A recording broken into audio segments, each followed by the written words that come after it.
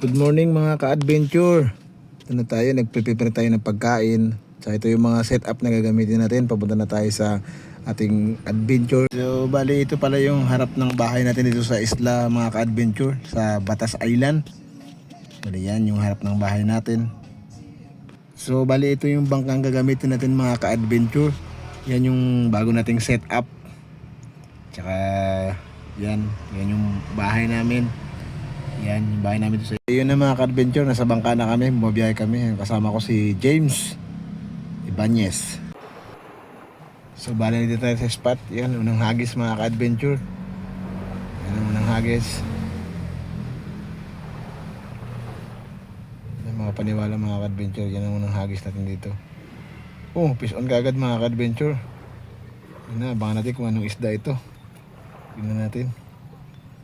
Yan na, isa palang ano to, tawag sa amin silay. Hindi ko alam kung anong tawag sa Tagalog nito.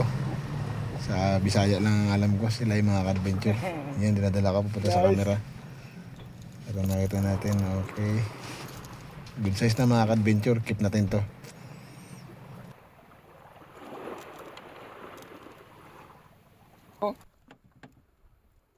Ang ining yan. Saan mo paikot na yung video?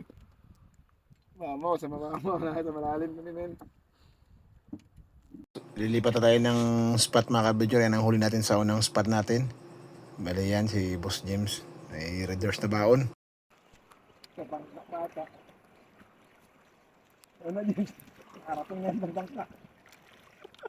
Ito yung makikita nating view mga ka-adventure habang pauwi tayo sa isla kung saan tayo galing kanina.